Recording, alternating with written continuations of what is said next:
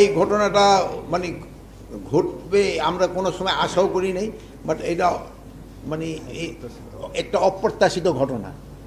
এটার জন্য যারা দায়ী তাদের আমি অবশ্যই আইনের আওতায় নিয়ে আসবো।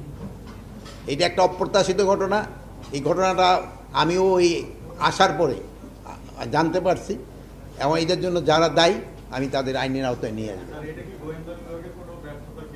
এটা যেহেতু আমি এখনো পর্যন্ত ইনভেস্টিগেশন রিপোর্টটা পাই নাই, যারই ব্যর্থতা থাকুক তারই আমরা আইনের আওতায় নিয়ে আসবো। সাধারণ আইন শৃঙ্খলা উন্নতি হয়েছে, বাট তদবিরবাজদের বাইরে গেছে। যদি আইন শৃঙ্খলা উন্নতি না হলে তো থানায় তারা তদবিরবাজরা যাইতেই হবে, রাস্তাঘাটে তারা ধরা খাইতে। এই জন্য আমি এখানে কমিশনার সাহেব আছে এবং সে রেঞ্জের ডিআইজি সাহেব আছে, তাদের অনুরোধ করব তদবিরবাজরা যেন কোনো অবস্থায় থানায় ঢুকতে না পারে। আর যদি ওরকম তদবিরবাজরা কোনো দোষী হয় তার সাথে সাথে আইনের আওতায় নিয়ে আসবে।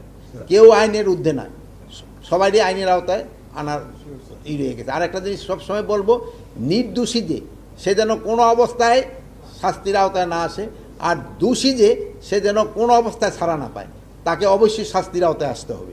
গুজরাটের এই জিনিসটা কিন্তু ওরা প্রায় 10-12 দিন আগেই বলছিল যে 1000 কতজন এরকম হয়েছে। ওরা প্রায় এই ভারত পাকিস্তানের এটা আগে এই জিনিসটা হয়েছিল, এটার সাথে এটার ওরকম কোনো সম্পর্ক নাই। বাট আমাদের বর্ডার বেল্ট আল্লাহ দিলে মাশাল্লাহ এটা পুরা সিকিউর আছে, একেবারে পুরা সিকিউর আছে।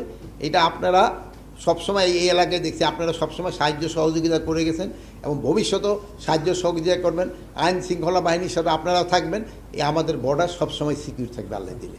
এখন হলো কি, মামলার ক্ষেত্রে ওদের দুই ধরনের হয়। এখন আপনারা আমরা বিপদে আছি, যদি মামলা না নেই আবার বলেন যে থানায় গেছি মামলা নেন নাই, জিডি করতে গেছি জিডি নেন নাই, আবার নিলে বলেন যে আমি অমুক একটা নিয়ে নিছেন। এই জন্য আমরা এই কারো এগেনস্টে মামলা হইলেই আসামি আমরা কিন্তু একটা আইন করতে আছে, যে ইভেন আপনারা কেস করে দিচ্ছেন হাইকোর্টে যে কেন আপনারা আবার দেরি করবেন, সাথে সাথে তারা কেন। তবু আমরা যতটা সম্ভব আমরা চেষ্টা করতেছি যেন একটা নিরীহ লোক কোনো অবস্থায় যেন পানিশমেন্ট না পায়, আর একটা দুর্নীতি বা এই দোষী মানুষ যেন কোনো অবস্থায় শাস্তির থেকে রেহাই না পায়। আরেকটা জিনিস আপনাকে অনুরোধ করব, আপনারা সত্যি সংবাদ দিবেন, যেহেতু আপনারা এটা সবসময় দিয়ে আসছেন। এটা দিলে আমাদের সবারই লাভবান হয়। যদি একটা সংবাদ যদি একটু এদিক সেদিক হয়ে যায়, এটা কিন্তু পার্শ্ববর্তী দেশে লুইফা নেয়, এটা নিয়ে করে নাকি এটা নিয়ে ওরা কতগুলি মিথ্যা বানোয়ার দেওয়া যায়। যদি আপনাকে এখানে একটা খুব সুনাম আছে আপনাদের, আপনারা সবসময় সাধারণত সত্যি সংবাদটি দিয়ে দেন।